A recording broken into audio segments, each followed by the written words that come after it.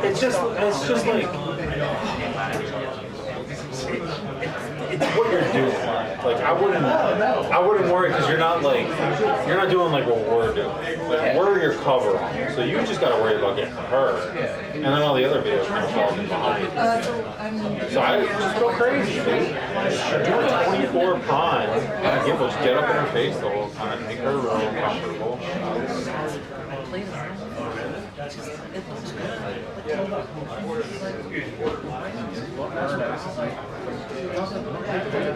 No, and it's annoying to be like this close to somebody trying to get contact. Yeah, I get that. It doesn't make like sure, it like looks cool. You're not gonna get what you want. What's that? That's what you want, yeah. E-mount works with the touchscreen autofocus, yeah. It's all awesome. So that's what I'm saying. Like I would take, like I love my 24. Like it's nice. Dude, there's a 28 right here. Yeah. You know what I mean?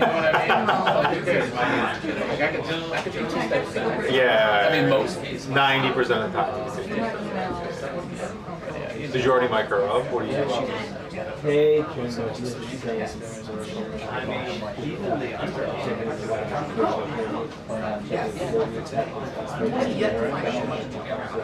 It could be made while we're in here.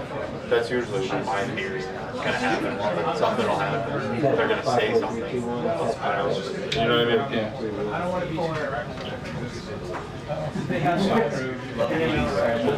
Are you going? Don't worry. Blaming your pizza.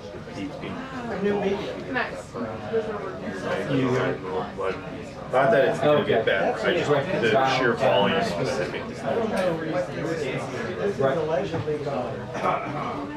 I'm standing right here, but I can move back or whatever. You know this guy here with the hair and the phone? Great shooter. They got a couple good guys. I know. I like Sam though, dude, be careful, man. This guy, he gets right here, grab me. I'm telling him, like, there's one guy in this building that knows how to shoot videos, dude. He's holding a white balance card right now. Looks like film cases. No, it's the pop stars. I broke one.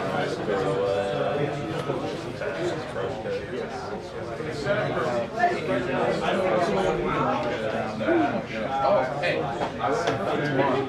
Tomorrow? Am I with you? No, please don't put my. I don't. I honestly, I'll call it. No. No offense to her. Recommend it all. I don't want to do it. Really? No, don't say I don't want to do it, but I don't want to do it.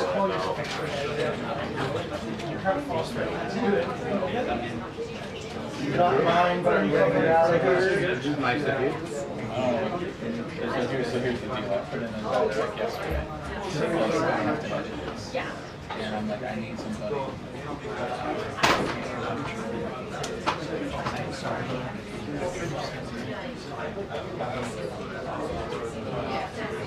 I mean, if you do. No, I understand. Yeah, believe me, I'm sure it's probably the easiest thing I'll do all week. But I just don't want to. I don't want to be in it. I don't want to do it. No, it's not that. It's just knowing what I know about it. I don't want to do it. Knowing it's not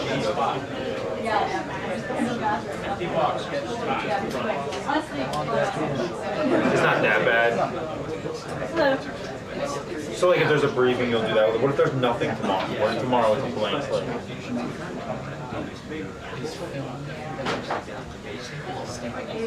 Yeah.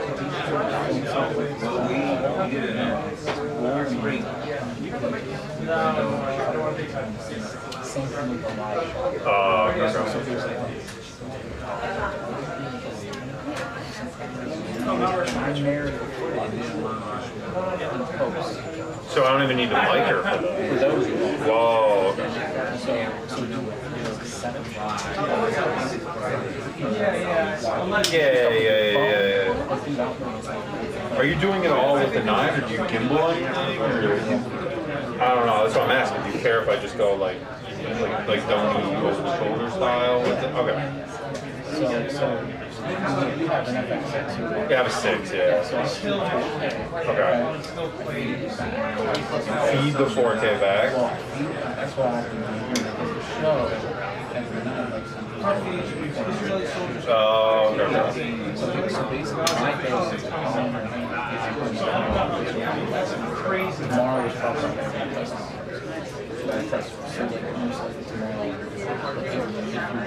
Okay. Yeah. No, the days are super easy. Hey, No, this one is. Full cut.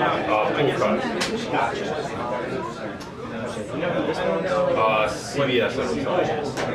I don't know who specifically. Oh my god, what an angel. I'm taking 2 of them. Oh, I lied, I only got 1.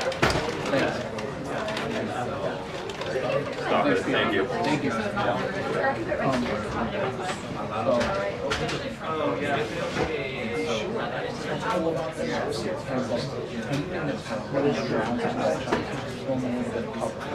Yeah.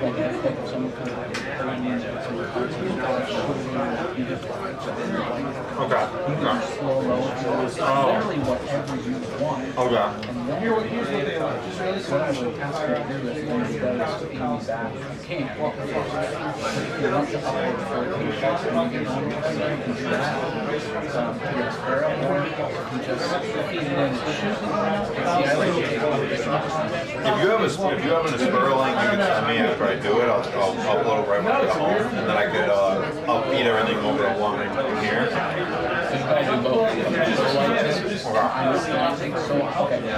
And then uploading 4K is gonna take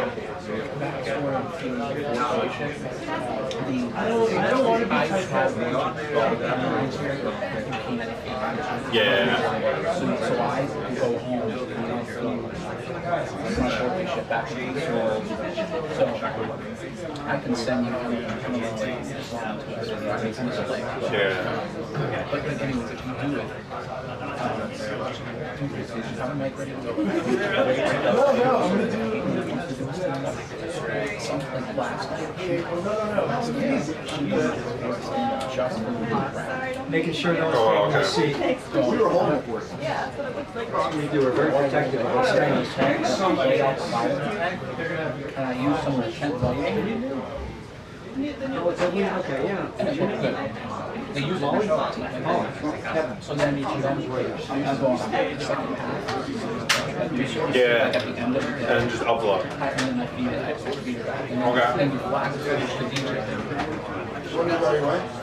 Buddy? You got a problem? Quiet. This man's trying to work. Victor trying to work. Some of them were in the good house. They came over after the camera. Are you good? I'm teasing these guys. Oh, okay. Cool. Victor. What's up, buddy? What's up?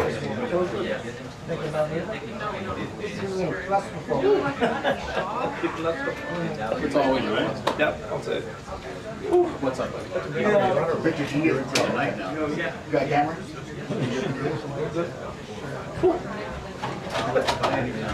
Ready for the sauna?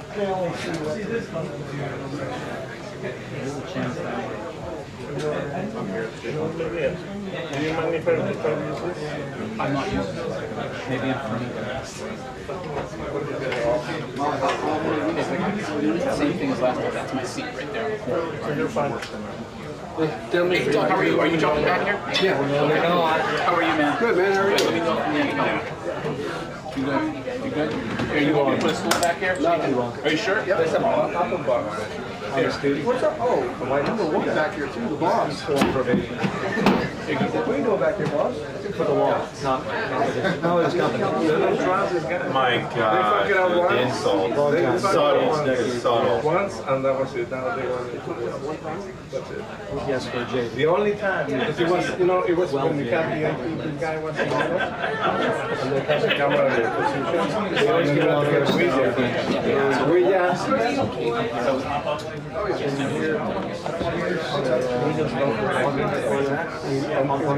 it was an important question. That's a good ride, yeah. We should all Actually, this is kind of cool. I'm good enough to go anywhere else. That might be good. Let me see. Actually, yeah, that's a good shot. But that's We're usually No, I believe it. Yeah. start here and then walk around. Okay,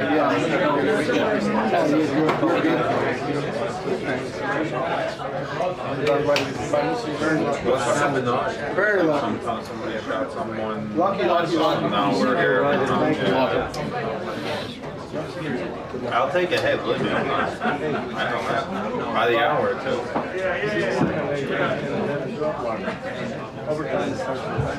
I love that. Run right through it. Run the red light. There's no red light.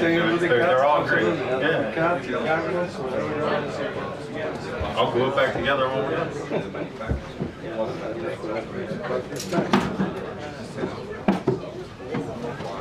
Did you replace somebody or traveling anytime soon? You know what, Victor? I might go out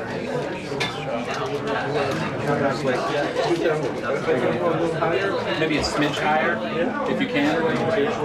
Thanks, Rose. That's perfect. Yeah, thanks. Thanks. Tell me, man. Thank you. I'm gonna be delicate.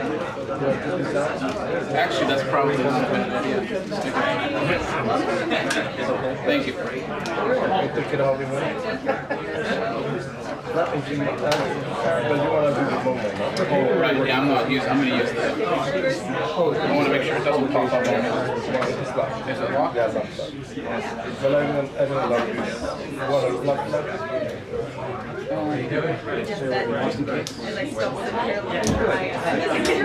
Yeah. This is somewhere in New England. My wife lives in, she's from Maine, so we go to plan about retiring. Where's your nephew? Yeah, I know. I do.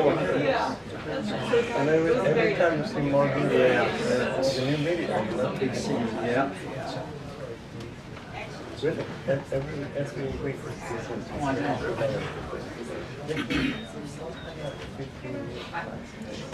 Still don't even have mine. And you don't have yours. When am I going to get mine?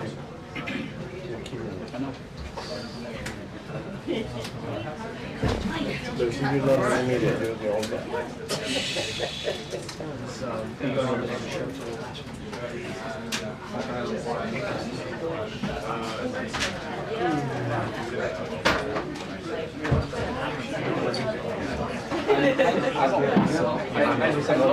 I looked at the shot. It's not going to get me much. Oh, there's much intense.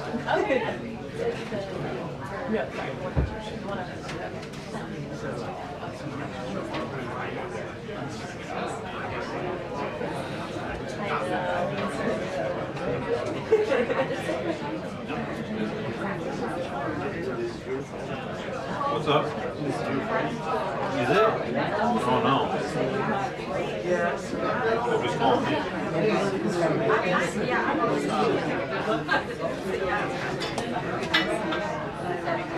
Yeah, Joe, hey, let's talk with it. If you do get it, it's just like, there's certain, it's just me. It's just a solo project. Yeah. So I'm shooting and editing, so I told my boss, I don't want the White House for No, I know. Yeah. They never filmed. So I said, the only way I can do it. You said it's for tomorrow. So this one, I said, Monday, Tuesday, I shot. Monday, Tuesday. Yeah. Tomorrow, I gotta go and cut for Monday.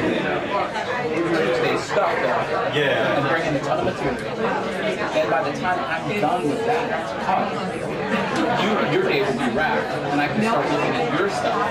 And then on Thursday, I can start looking at stuff that you do on Wednesday.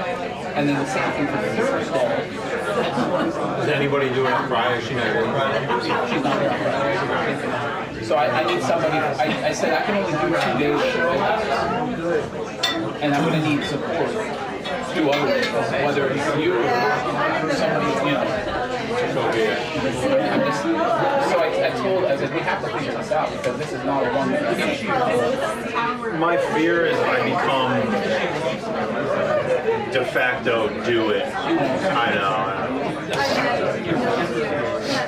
I'm good at, and honestly, just have a conversation. Yeah, I'll talk to him tomorrow. Or even if he calls me later about it, I'm just gonna be like straight up like. And this is like no knock on like anybody, but like, and not a knock on like, I don't want to do like promo. I want to do like that's what I'm saying. I understand. Yeah. No, I get it. And like I think like the way you do them, yeah, but it's a in line of crossing over. Like even like what like Smith's doing, cutting like trailers. Yeah. Like I'm good, bro.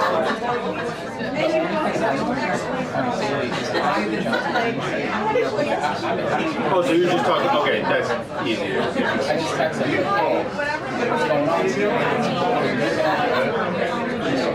I think I have this right. I get different shops, you know, states looking here. Yeah. People come and go. I try to get a little bit of all of that. I got you, yeah. That's all it is. It's like setting up the dance. Yeah, and that takes like, you can do that in 15 minutes right when you get in. Yeah, pretty much have like build up and then like build up to events, like say there's like a gaggle out there, you can get a lot of that. Unless people come in on the driveway. That's the only. That's what I'm saying, yeah. Right. So anyways, we could talk, but yeah. I want to see the contract. What's that, right? I want to see the contract. He's done a couple of them. I've done 5. 5 of them. I've got 5 of them. You know, man, it's a mix. It's a mix. And then it's like we wrap it.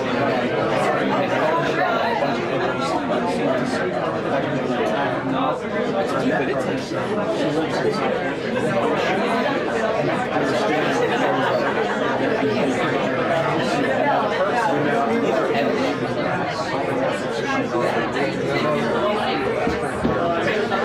Special projects, but I don't like that. special project.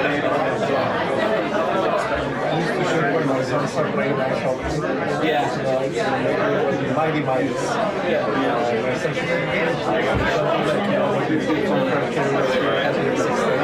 I'd rather be doing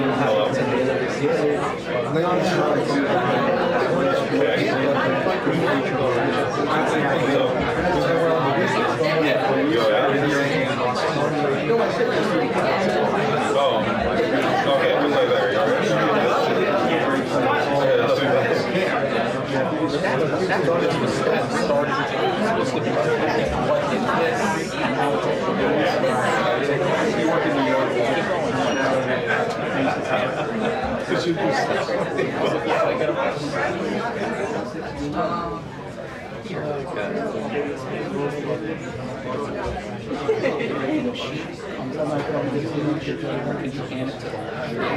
Yeah, there you go. Thank you. Yeah, just like that. Thanks, man.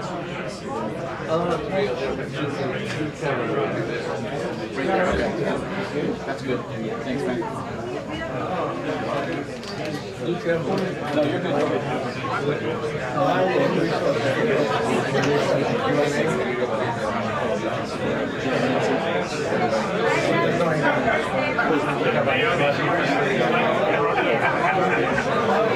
They were standing on the side of the hallway. Aaron did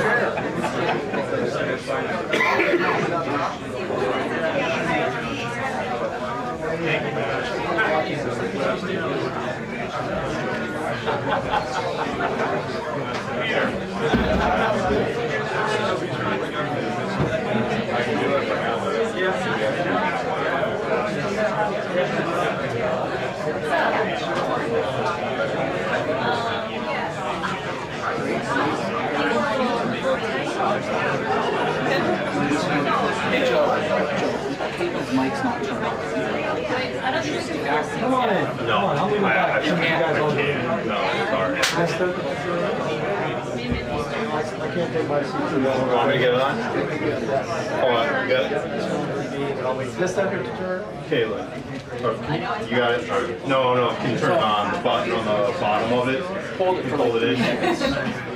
Hold it. Got it. Green light.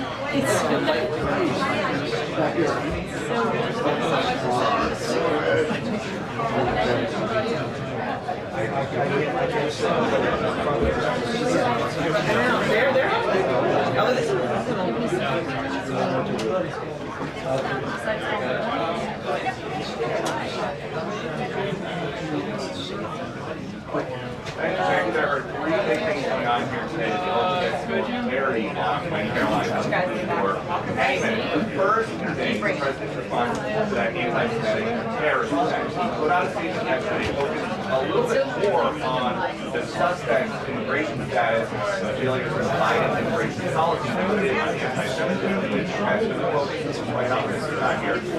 So we hope to kind of pick the brain of that attack and what's being learned by the suspect when she comes out. Also on Karoline, she said, Karoline said yesterday that at some point this week, the president of the United States is going to about the way down because we want to point out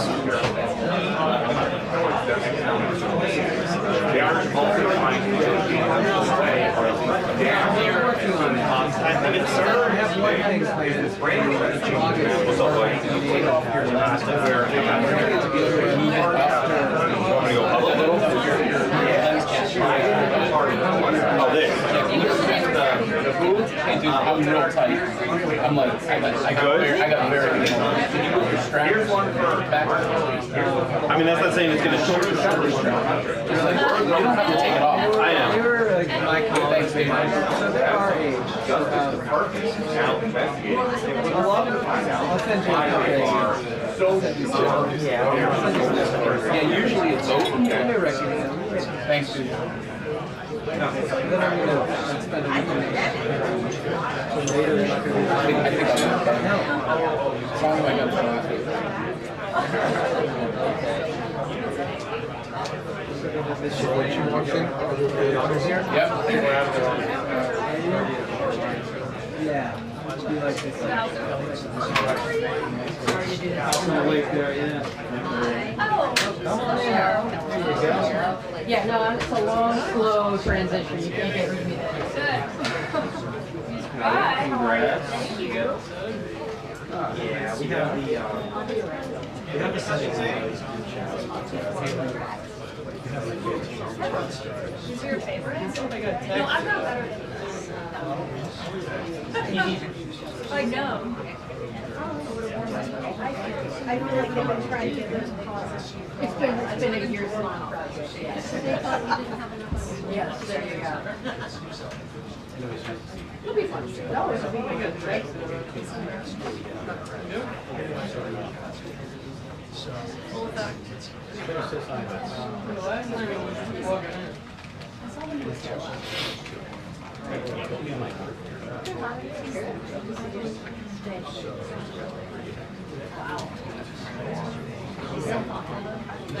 Yeah, no problem.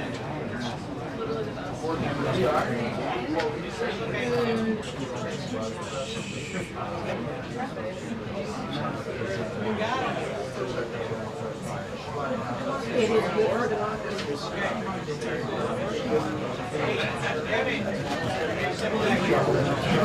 What about it?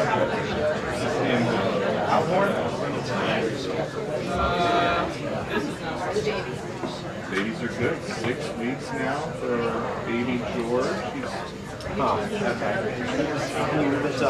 Yeah, so I just took like a week and a half when he was born, but I have a year to take my French food, so I think I'll take it when my wife goes back to work. Just longer until we have to figure out.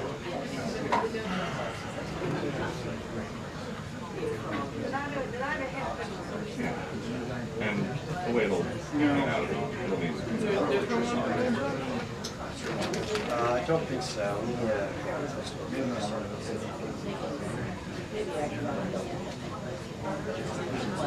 yeah. She is doing great. Yeah, she's a very eager big sister, and she's been very helpful. I wanted to make sure. I mean, helpful as in doing what she's.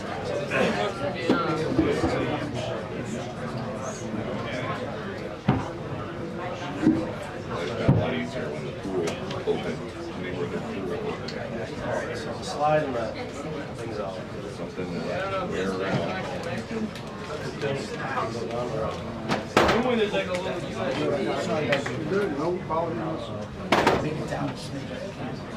Thanks, dude. That's perfect. Oh yeah, don't worry. Thank you. Just send them a bill.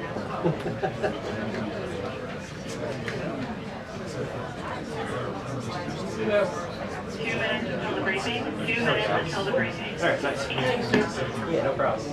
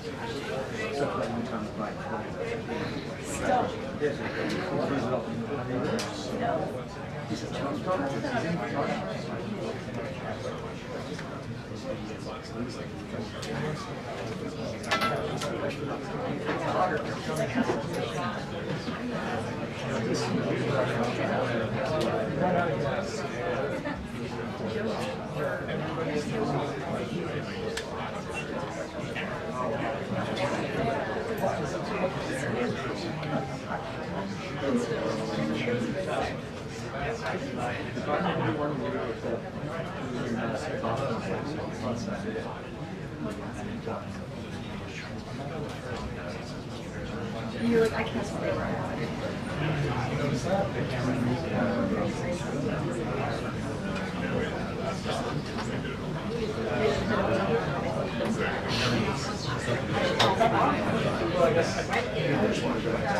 He changed the subject to his guns.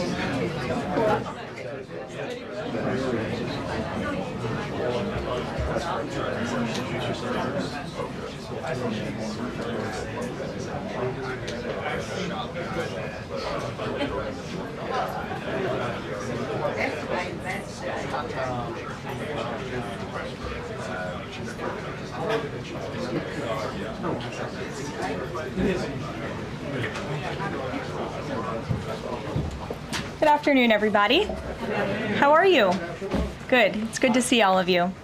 I want to start by addressing the horrific act of violence that took place on Sunday in Boulder, Colorado. President Trump and the entire administration's hearts go out to the victims, and they are in our prayers during this unimaginable time. According to reporting from Fox News, the alleged attacker admitted in an interview that he wanted to kill all Zionist people and had been planning the attack for over a year and would do it again if he could. This monster used a makeshift flamethrower and Molotov cocktails to light Jewish Americans on fire in an attempt to burn them alive.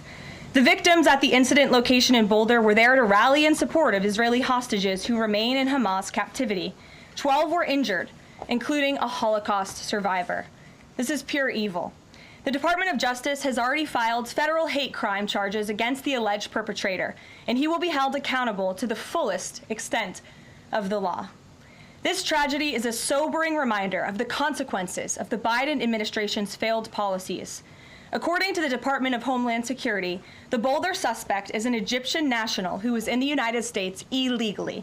He entered the U.S. during the Biden administration in August 2022 on a B-2 visa until it expired. Upon the visa expiration, he overstayed, filed an asylum claim, and was given a work authorization by the Biden administration. Instead of deporting this heinous individual, Joe Biden's administration allowed him to stay in our country and to work. President Trump sounded the alarm over these reckless Biden policies for years because this is the predictable result of letting anti-American radicals and illegal immigrants pour into our country. Immigration security is national security. And that's why the Trump administration, at the direction of our great president, has secured our border, strengthened our immigration system, and has taken immediate steps to protect the United States from foreign terrorists and other public safety threats. President Trump acted swiftly upon taking office to reform our visa issuance process to ensure that dangerous aliens who are intent on harming Americans or our national security interests are no longer admitted into our country. Under the Trump administration, aliens will only be admitted into the United States through the legal process and only if they do not bear hostile attitudes towards our citizens, our culture, our government, our institutions, or most importantly, our founding principles. Under President Trump, the United States has zero tolerance for foreign visitors who support terrorism. Violators of U.S. law, including international students, will continue to face visa denial or revocation and deportation. And illegal alien criminals will continue to be arrested and deported from our country. On that note, ICE and federal law enforcement partners just wrapped up a month-long surge operation arresting nearly 1,500 illegal aliens in the Commonwealth of Massachusetts. During the enhanced operation, dubbed Operation Patriot, ICE Boston and other federal law enforcement personnel focused on transnational organized crime, gangs, and dangerous illegal alien offenders throughout Mass. More than half of the nearly 1,500 illegals arrested had significant criminal convictions or charges pending against them. Here are just some of the violent illegal aliens who were removed from communities in Massachusetts during Operation Patriot. A Salvadorian national with active Interpol red notice for aggravated homicide. A Guatemalan national and registered sex offender who had pending criminal charges in Boston for 5 counts of indecent assault and battery on a person 14 or over. A Honduran national who was last arrested for rape, indecent assault, and battery of a person 14 or over. A Colombian national charged with kidnapping, aggravated rape, and indecent assault and battery on a person 14 or over. And a Guatemalan national who was convicted of murder in Boston. Also, a Brazilian national who was charged with aggravated rape of a child by force and possession of child pornography. Again, these are people who are living in the Commonwealth of Massachusetts. And lastly, a Salvadorian national whose criminal history includes charges of aggravated rape of a child by force. I don't think anybody in this room wants these types of heinous criminals in your communities. And it's thanks to this administration that they are being removed from our country. When Democrat-run jurisdictions released violent illegal alien criminals back into communities after making arrests instead of turning them over to federal immigration enforcement like they should, those Democrats are putting law-abiding Americans at risk. And these insane policies force law enforcement officials to make much more difficult arrests that put their lives, our law enforcement lives, in jeopardy. President Trump is incredibly grateful for our heroic officers on the front lines getting these violent illegal alien invaders out of our communities. Law and order is back in America under President Trump. And on that same note, there are new crime statistics that show crime is plummeting. In fact, Politico summed it up like this. Murder rates are tumbling across the U.S. in 2025. Homicide stats are down at least 20% over last year, and we could be on course for the lowest number on record. With President Trump in charge, the days of criminals being put over victims are over. On the topic of immigration, the Washington Post just ran one of the most ridiculous headlines ever, even by their standards. And on my very first briefing, several months ago, I said I would hold anyone accountable in this room. The Washington Post actually had this headline, "The Mysterious Drop in Fentanyl Seizures on the U.S.-Mexico Border." How is this mysterious? There is no mystery about why there is a decrease in fentanyl coming into the United States.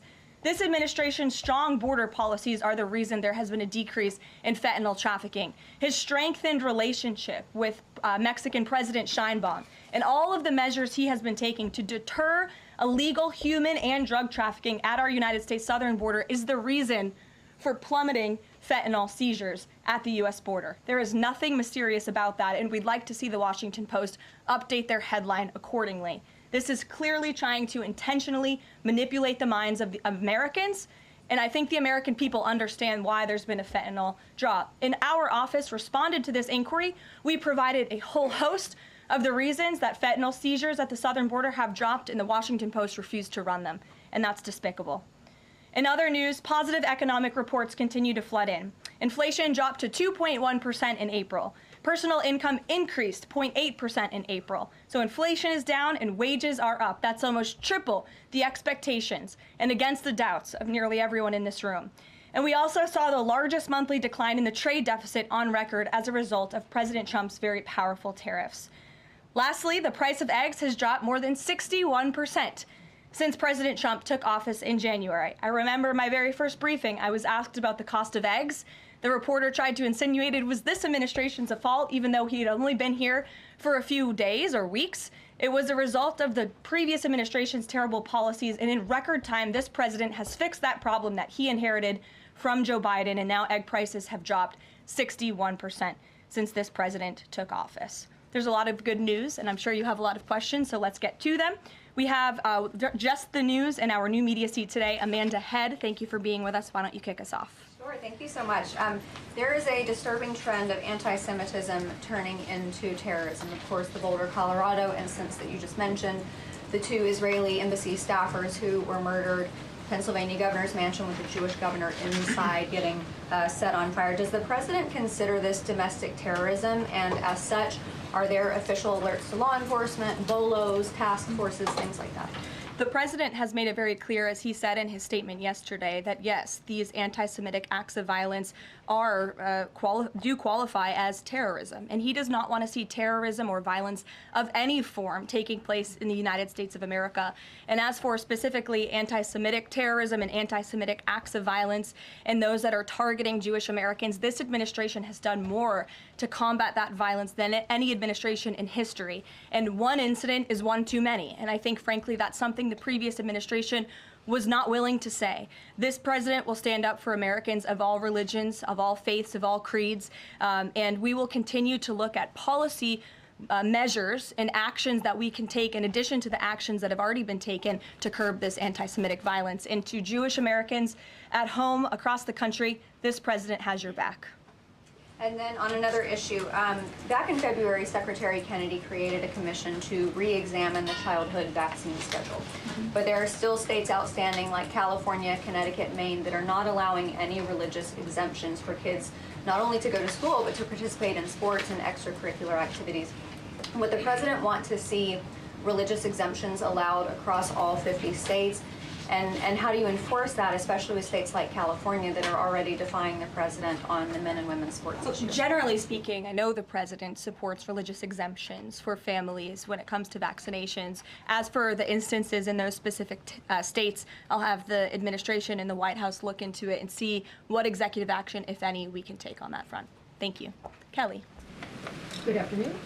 We're now in hurricane season, and obviously there is great concern every year about the potential for that. Can you speak to how the president is planning to have the level of support, should it be needed, to be as it has been with a reduction in the workforce? And is he still comfortable with Administrator Richardson, who had talked, whether joking or not, about not being aware of a hurricane season for this country?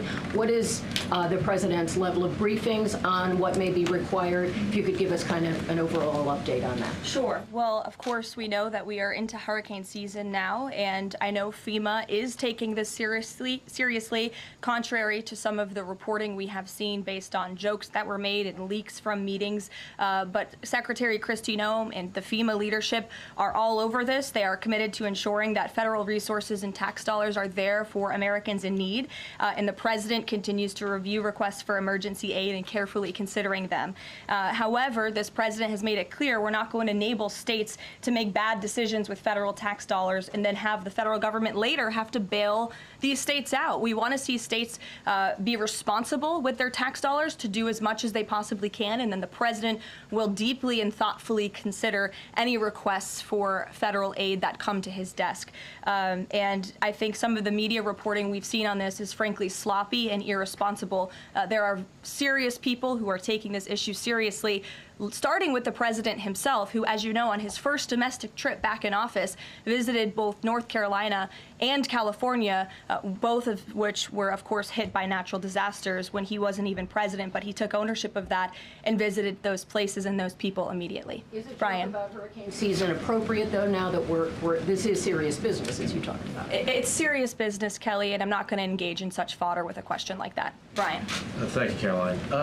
Reuters was reporting that there is a letter that is meant to be sent to other countries, which would give these countries a deadline of Wednesday to produce their best offer on the trade matter.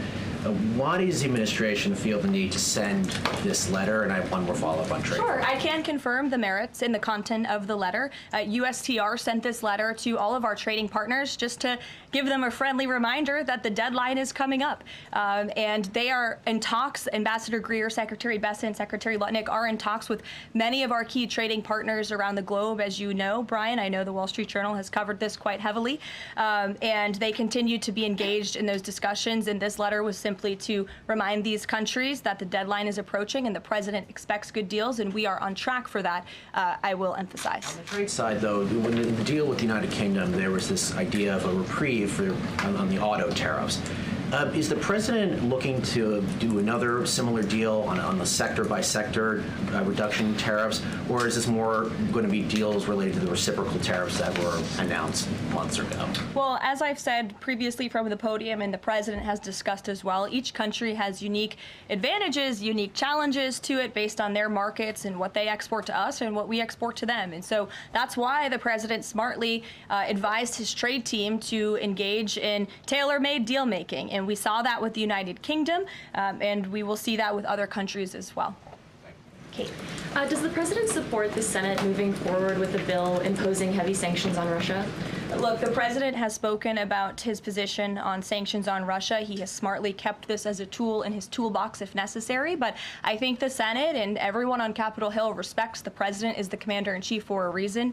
And as you know, Russia and Ukraine engaged in direct talks yesterday. That was at the encouragement of this president when he spoke to both leaders of both countries via phone just a couple of weeks ago. And so I would just like to remind everybody how far we have come in just 4 months. I mean, it was inconceivable last year at this time for Russia and Ukraine to be engaged in direct talks. And it's because of the president's insistence and determination to get this war to an end that these countries sat down yesterday. So he's willing to use sanctions if he needs them, and the Senate and the Capitol Hill understand that the president is the commander-in-chief and he's leading United States foreign policy as he should. And on Iran, the president said that the U.S. would not allow for any uranium enrichment, but the proposal offered to the Iranians reportedly allows for low levels of enrichment. Can you explain that discrepancy?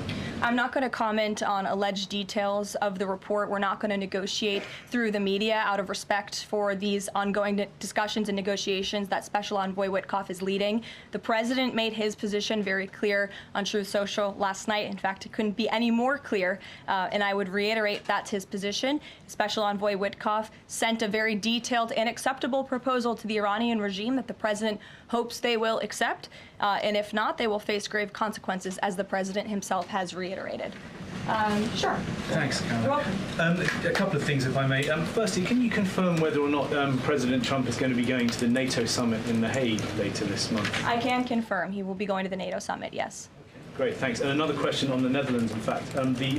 Just wondering if you have any reaction to the collapse of the Dutch government there after the anti-EU and anti-Islam leader Geert Wilders, who's been described as a Dutch Trump, pulled out of the government there.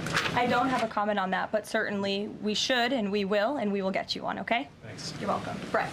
Thanks, Caroline. I wanted to ask, a couple days ago, the president announced that he was withdrawing the nomination of Jared Isaacman to lead NASA.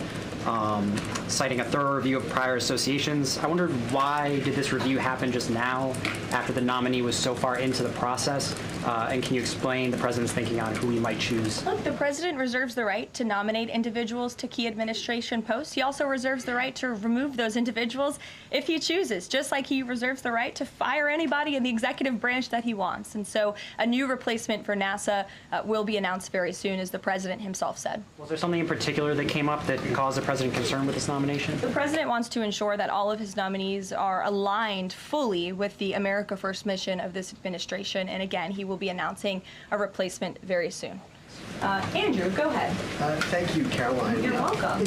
It's been just about a month since President and Prime Minister Starmer announced... I can't see you all the way back there. Phil's head is in the way. Well, it's very well. There you go. So it's been just about a month since Prime Minister Starmer and President Trump announced that the U.S. and U.K. had reached a trade deal, That's right. or at least a framework for a deal.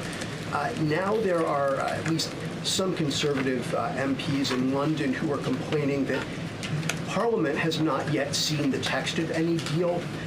So I'd like to ask you from this side of the pond, is there a text for the deal ready to be released, submitted, and if not, when can we expect it? And then I have one more. There's most definitely text with this deal. There is language that this side has seen. You'll have to ask the UK Parliament why they haven't seen it from their own government. I obviously can't answer that question. And on Caroline, one more on Ukraine, go ahead, please. Jonathan. Sure, go ahead. On Ukraine, it's been a couple days since Ukraine made that audacious drone strike on Russian airfields. The president hasn't said a word about it, and usually he's not shy about making his thoughts known on the war. Or, it's not bad on the war or any other subject. What have you heard from him on this audacious drone strike? Is he surprised? He said that Zelensky didn't have the cards when they met in the Oval Office a few months back.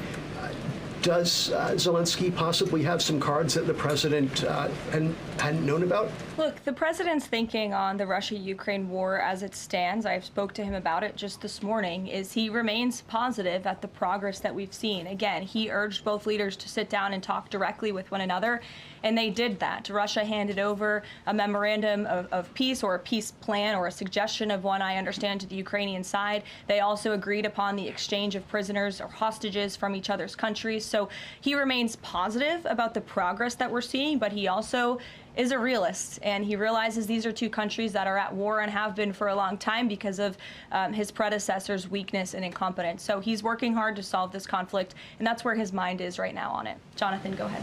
Thank you. Same topic, just to put a finer point on it. Does President Trump approve of Ukraine's decision to strike nuclear-capable bombers in Russia? I would like to let the president speak on that himself. And just to follow up, has the president... I would just add to that, the president does not want to see this war prolonged. He wants the fighting to stop, he wants people to stop dying, and he wants this to be solved at the negotiating table. The reason he is so deeply involved and has spent so much time and effort on this war is because he hates to see people dying. Again, these are not Americans that are being killed. These are Russians and these are Ukrainians. This is a war very far away. But this president truly cares about peace, and that's what he wants to see. What is President Trump doing to ensure that a similar internal drone attack doesn't happen here in the US, given this was done at pretty low cost, very stealthily? You know, it obviously raises questions about our own security, particularly for US aircraft here. It absolutely does, and that's why the president nominated Secretary Hegseth and has approved some of the changes that have been made at the Pentagon to ensure that we have the most lethal fighting force in the world, and that the United States military is the best, the biggest. That's why he wants the One Big Beautiful Bill to be passed, because it increases our defense spending. It's why he also launched the announcement of the Golden Dome to prevent from missile strikes and attacks in the future. And the president has a full understanding, I can tell you because I've spoken to him about it, about the future of warfare and how drones are a big part of that. And I will not get ahead of our policy team, but I think you can expect to see some executive action on that front in the very near future. Caitlin. Two questions for you as well. On the big, beautiful bill, you said recently that it is, quote, blatantly wrong to say that it adds to the deficit. You essentially said that an estimate from the Congressional Budget Office and other scorekeepers you believe are wrong. But Republicans like Ron Johnson and Rand Paul disagree. They are saying that it will add to the deficit. That is their concern. Is the White House's position that those two Republican senators are, quote, blatantly wrong? It is. Those senators, it's not news that they disagree with this president on policy, and the president has vocally called them out for it and for their not having their facts together. I would add the Congressional Budget Office has been historically wrong. In fact, they predicted the Trump tax cuts from the president's first term in 2017. Their prediction was wrong by $500 billion. Those tax cuts had nearly $500 billion more of revenue than the Congressional Budget Office scored. And I would also point out, I don't think many people know this, there hasn't been a single staffer in the entire Congressional Budget Office that has contributed to a Republican since the year 2000. But guess what? There have been many staffers within the Congressional Budget Office who have contributed to Democrat candidates and politicians every single cycle since. So unfortunately, this is an institution in our country that has become partisan and political, and we are very confident in our own economic analyses of this bill. There is $1.6 trillion in savings, and our Office of Management and Budget Director, Russ Vought, is a fiscal hawk. He is well known in this city for being a well-respected fiscal hawk. He has tools at his disposal to produce even more savings. And as you know, the White House will be sending our rescissions package to Capitol Hill today. And on immigration, the other day that the Homeland Security Secretary said, and I'm quoting her now, that an illegal alien threatened to assassinate President Trump and highlighted his arrest. A man has now admitted to framing him, saying that he wrote the letter that the DHS Secretary Kristi Noem posted online. Last I checked before I came into the room, that post was still up from DHS. Does the White House expect them to issue a clarification or a correction on that We front? can ask the Department of Homeland Security and get back to you.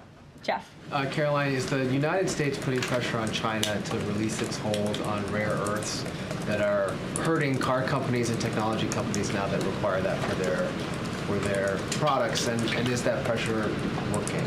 Well, I can assure you that the administration is actively monitoring China's compliance with the Geneva Trade Agreement. I know the United States, on our end, we have complied with the terms that we set, and our administration officials continue to be engaged in correspondence with their Chinese counterparts. And as you all know, and I know there's a lot of interest in it, there will be a leader-to-leader talk very soon. And when that happens, as always, we will let you know. Also in Asia, just does the White House have a reaction to the results of the election in South Korea? Yes, we do. In fact, let me find it here for you. Should be somewhere in here. Thank you. We do not, but I will get you on, Jeff. Go ahead. Thanks, Karoline. Two questions on trade. Is this letter that was sent to trading partners a sign that the president isn't satisfied with the pace of these negotiations? Is he trying to light a fire under these talks now?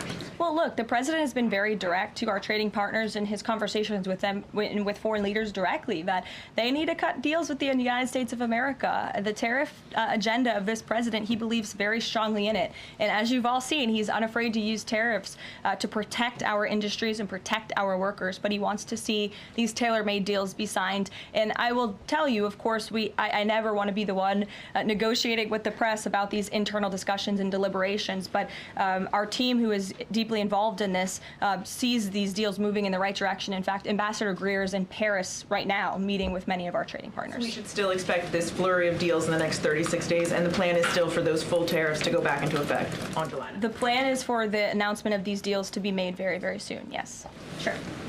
Thank you, Karoline. You're welcome. So Governor Whitmer confirmed that she spoke with President Trump about the possibility of pardoning the plotters against her, the kidnapping case. She didn't give us an idea of what the president's reaction was to that. Do you have any information about what he said? Well, I won't reveal the president's private discussion unless he gives me liberty to, but I will reiterate what he said publicly when he was asked by one of the journalists in this room in the Oval Office a couple of weeks ago about the pardons. He said it's something he would look at, nothing more, nothing less. Haley, go ahead. Thanks, Caroline. And then to Kelly next to you. Thank you. When it comes to the leader-to-leader call with Xi Jinping this week, what is the president's expectation of this call? Is he looking for concrete outcomes out of this, or is he looking to kind of warm relations as these trade talks are ongoing? Well, President Trump and President Xi have shared a respectful relationship throughout the years. And again, I won't get ahead of the president on that call, but as always, after, you'll hear directly from the president or from myself or someone else here at the White House. Kelly. Caroline, thank you. I want to get back to the anti-Semitic behavior that's been going on college campuses as well as recently in Boulder, Colorado. The president, as you know, has the White House Faith Office, the Religious Liberty Commission, as well as the Anti-Task Force on Anti-Christian Bias, which includes anti-Semitism. From a whole of government perspective, and the president has already mentioned how he hates these kinds of acts that have been going on, can these entities and these agencies work together with the president to put out a proactive campaign to help people stop the hate?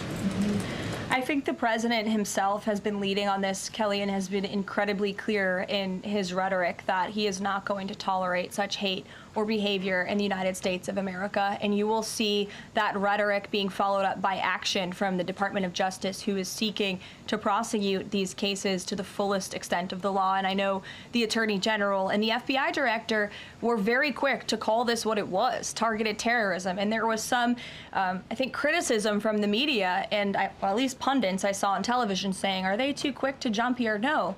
They see the facts and they reveal those to the American people, and they're transparent. And I think, frankly, that's a breath of fresh air from what we experienced in the previous administration. Are there programs that they can put in place to campaign against this kind of violence, to actually take the whole approach and say, we want to get ahead of you. If you're thinking it, don't do it. And if you're going to do it, sit down and talk to someone within the Faith Office, within the Religious Liberty Commission, as well as the task force. Yeah, surely. It's a good idea, and I'll pass it along to them. Peter. Thank you, Caroline. When you look at these last-minute Biden pardons, the big ones, Biden siblings, Fauci, January 6th committee. That's right. Most of the big ones have the same very neat signature. We would expect that probably to be the auto pen. There is one that looks different. It looks authentic. In fact, if you look at the last name, it almost looks like the president was having a hard time spelling his last name there. Is this White House of the opinion that the only pardon that would count is one that the president signed himself? It's very interesting. Very interesting props. If you want to bring them to my office later so I can take a closer look, I would like to do that. The president is making a good point when he discusses the usage of the auto pen. Who was running the country for the past 4 years? Perhaps those documents were signed with the auto pen, something that this, I believe the Department of Justice is looking into. As you saw, Ed Martin made an announcement at the Department of Justice this morning to launch an investigation because the American people deserve answers. Is there any concern that this president, who won the election on a promise to fix the economy and close the border, that focusing and scrutinizing these Biden pardons is looking into the past instead of looking forward? I think in comparison to the amount of time this president has spent on securing the border, on fixing our economy, I just read out for you an entire list of economic accomplishments. Look at the border numbers, look at the time and effort he's divulged into solving the global conflicts abroad. It pales in comparison, but it still, nevertheless, is a very important issue. And it was a huge issue that sent the president back to this White House. The Americans saw with their own eyes a mentally incompetent president, and they want answers for that, and the president believes they should have And them. something that just Go crossed, ahead. Caroline, how mad do you think President Trump is going to be when he finds out that Elon Musk said, "I'm sorry, but I just can't stand it anymore. This massive, outrageous, pork-filled congressional spending bill is a disgusting abomination. Shame on those who voted for it. You know you did wrong. You know it." Look, the president already knows where Elon Musk stood on this bill. It doesn't change the president's opinion. This is one big, beautiful bill, and he's sticking to it. Tamara. Thank you. The National Security Council was reorganized, or some staffing changes were made the Friday before Memorial Day. I'm hoping you can explain sort of the new structure, what the structure is of the National Security Council, what the goal is in terms of staffing levels. What is the new National Security Council mode? Well, as with everything in this White House, it is a top-down approach. The president is here. He is president. He's not an auto pen like the previous president was. He's very much involved in literally every policy discussion and decision that takes place. And we felt it was best to reorganize the National Security Council to respond to that top-down approach that we have here in this White House, and to streamline the efficiency and the effectiveness of the National Security Council. And I would add that Secretary of State Rubio and now National Security Advisor Rubio is doing a tremendous job at leading the National Security Council. He knows the president. He understands where the president is on these issues. He's great to work with here at the White House. I can tell you that. I appreciate seeing him a lot more in the building. And he and the president and the entire National Security Council, who's made up of great patriots who love this country, are doing a tremendous job on the many conflicts around the world that this administration inherited. Is there a goal staffing level? I'm sorry? Is there a goal for the staffing level, like the number of people who would be in this National Security Council? We just want the National Security Council to be as efficient as possible, and if staffing needs are necessary, I'm sure Secretary Rubio would not mind hiring people if necessary, but again, we've been working with them day in and day out, and they're chugging along and doing great work. Sure. Thank you, Caroline. Two questions, if I can. President Trump got involved himself in presidential election in Poland by supporting a conservative candidate who ultimately won. Yeah. What does it mean for the future U.S.-Polish relations? What's likely to change? Well, I believe the president is obviously pleased to see the result of the Polish elections. He met with Karol Nawrocki, if I'm pronouncing that correctly. Yes, Nawrocki. Okay, thank you. I appreciate your insight on that. He met with him at the White House, and he told him, you're going to win because you support common sense. And he supported strong borders in Poland. He supported an end to the woke, radical DEI stuff that we've seen not just here in the United States, but really take over Europe and, frankly, the whole world. He was very outspoken about that. And I was reading the reports about how the Polish people felt about this man, and they felt like he was putting the needs of Poland first. And that's a very refreshing feeling, one that we know very well here in the United States of America. So as you know, the United States and Poland have always had a very deep and strong relationship, friendship. They're a great ally, and I know the president continues to look forward to working with them. We have one more on Ukrainian drone attack on Russia. Was President Trump informed in advance by Ukraine that the attack is coming? He was not. Carrie. Caroline, so I just want to go back to the issue on the anti-Christian bias as well as issues on anti-Semitic issues. Senator Grassley just put out a report saying that the FBI files have shown that the Catholic group targeting was way more prevalent within the FBI during the Biden era than was previously shown, as far as former FBI Director Christopher Wray was putting out there during congressional testimony. Can you discuss here what President Trump would like to see in terms of consequences within the FBI as far as those who were involved?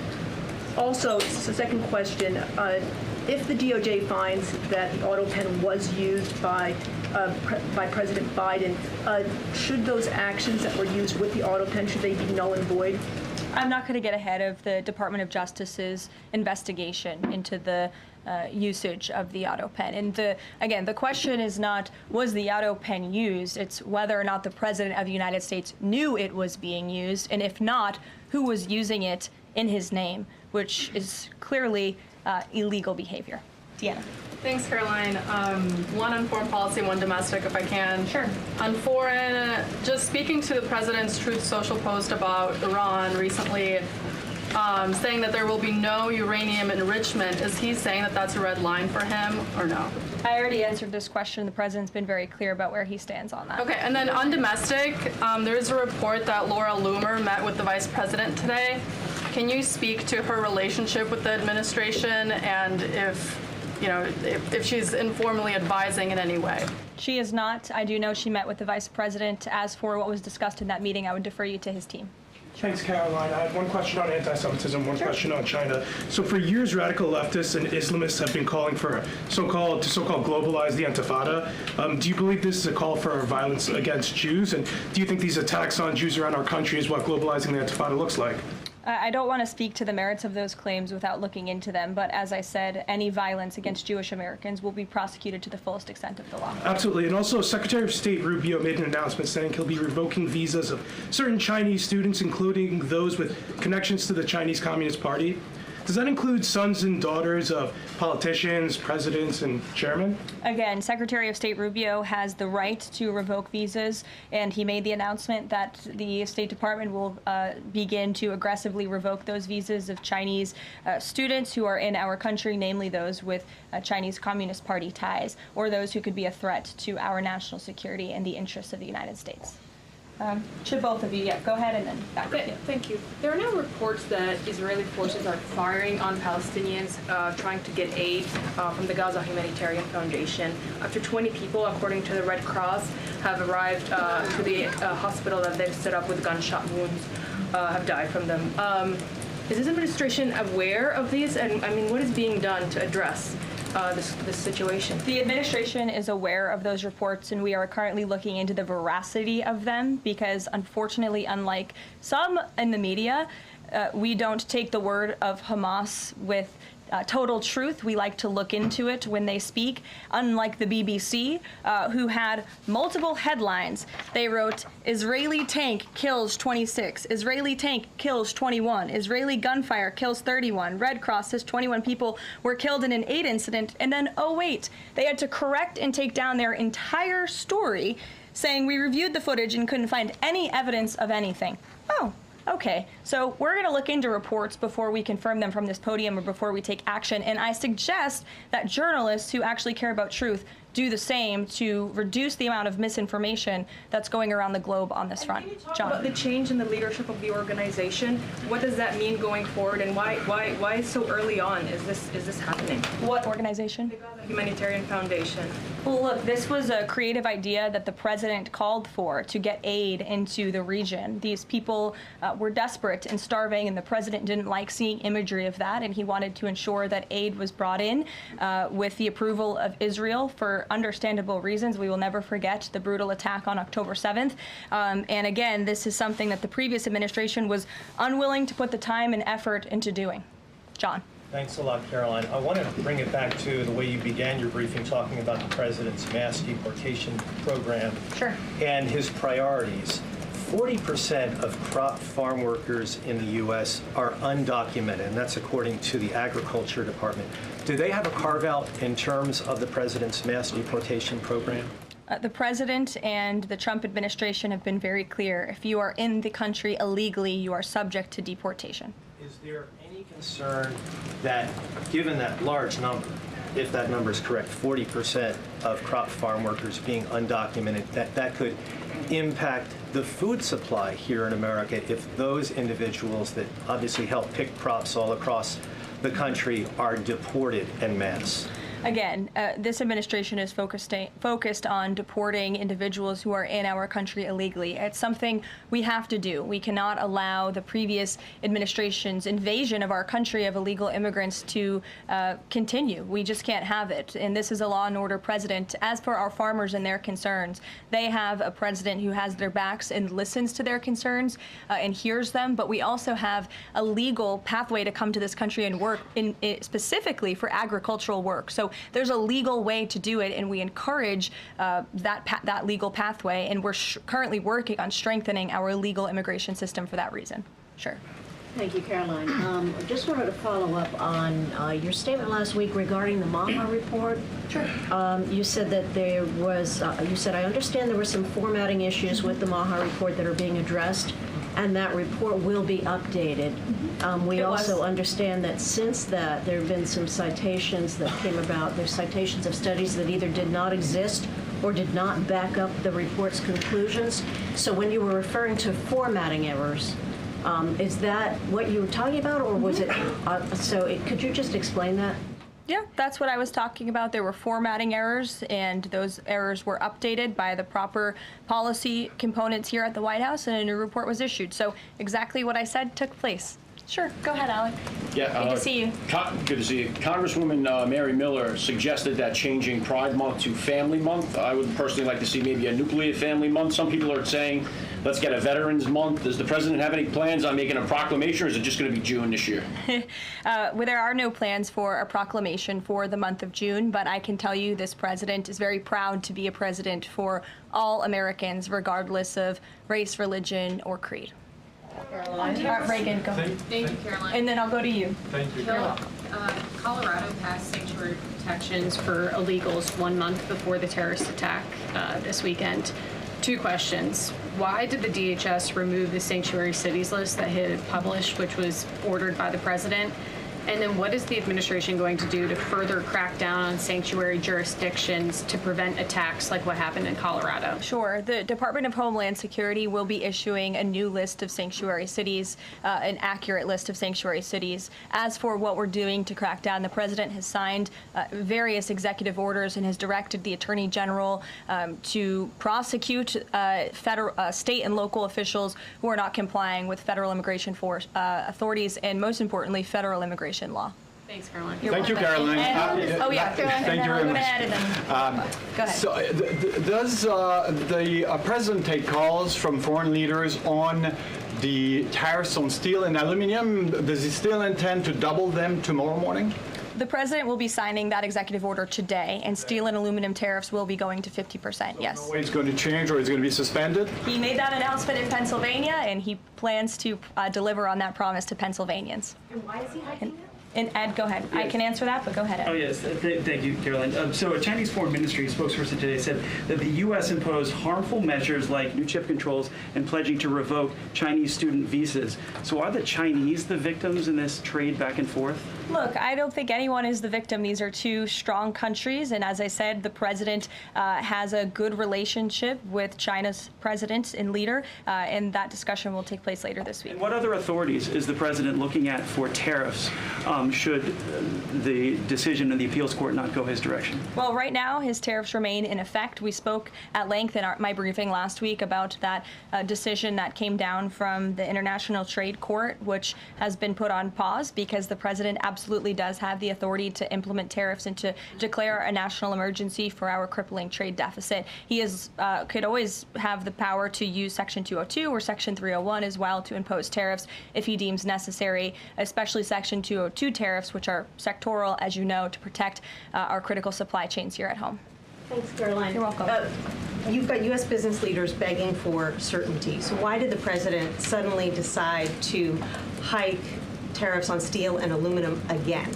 You also have U.S. business leaders begging to meet with this president and begging to come to the White House to talk to him because they know that he is a negotiator in chief, that he's making good deals on behalf of the American worker and the steel worker, in particular when it comes to the steel and aluminum tariffs, which he discussed in his speech at length at Pennsylvania and the need for them. And I would just add, I was at that speech on Friday with the president, and there were 2,000 steel workers and their families in the room, many of them wearing their hard hats. I spoke to one backstage who said this is the greatest thing that has happened for that community in Pittsburgh, Pennsylvania in 60 years, because this is a president who doesn't just talk the talk, he walks the walk too, and he's delivering on his promises to bolster our steel and aluminum industries in this country and to protect those jobs. If not for this president, that steel plant in Pittsburgh, Pennsylvania would have closed. Those jobs would have been lost, and the president saved that company, he saved those jobs, and he's saving that community, and that's the intention of the steel tariffs, which he will sign later this afternoon. Thank you very much, everyone. We'll see you later. Thank you. Friday for She, do we think?